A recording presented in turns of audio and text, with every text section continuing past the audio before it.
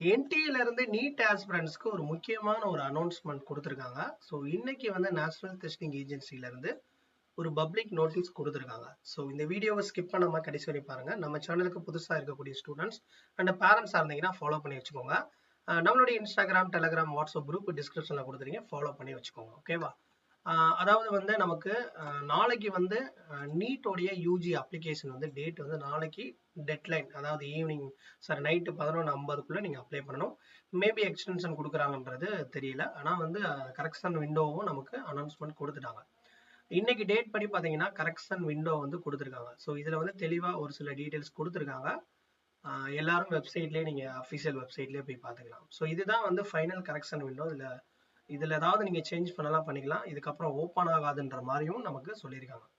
அதாவது வந்து டியூரேஷன் வந்து மார்ச் 9 11 மார்ச் வரையும் நீங்கள் வந்து கரெக்ஷன், அதாவது உங்களுடைய அப்ளிகேஷனில் ஏதாவது கரெக்ஷன் இருந்துச்சுன்னா அதை நீங்கள் சேஞ்ச் பண்ணிக்கலாம்.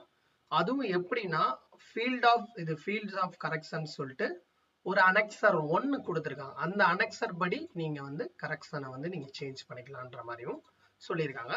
அதுல என்னென்ன நமக்கு கரெக்ஷன் கொடுத்துருக்காங்க அப்படின்றத பார்ப்போம். அதாவது 2 பேஜ் பிடிஎஃப் இருக்கு. அனெக்சர் 1ன்னு சொல்லிட்டு 2வது பேஜ்ல இருக்கு. இதுல தெளிவா சொல்லியிருக்காங்க. அதையும் நான் உங்களுக்கு வந்து தெளிவா சொல்லிடுறேன். மொத்தம் 3 பாயிண்ட் வந்து மென்ஷன் பண்ணியிருக்காங்க.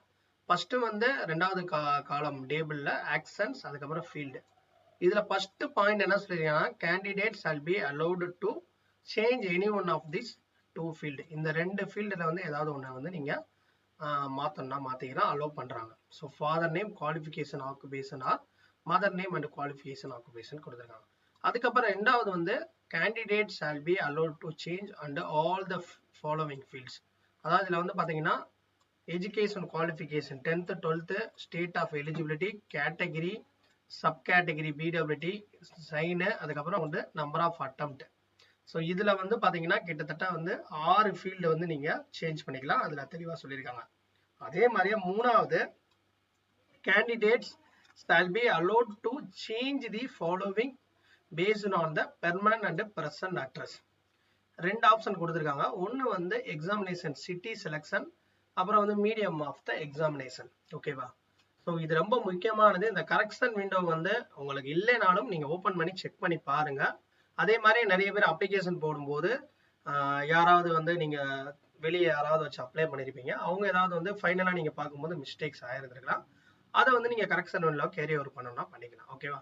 ஸோ இந்த வீடியோ வந்து உங்களுக்கு ஒரு இன்ஃபர்மேட்டிவாக இருக்கும்னு நினைக்கிறேன். இந்த வீடியோவை நிறைய பேர் ஷேர் பண்ணுங்க. நம்மளுடைய சோஷியல் மீடியா பேஜை தொடர்ந்து ஃபாலோ பண்ணுங்க. தேங்க்ஸ்.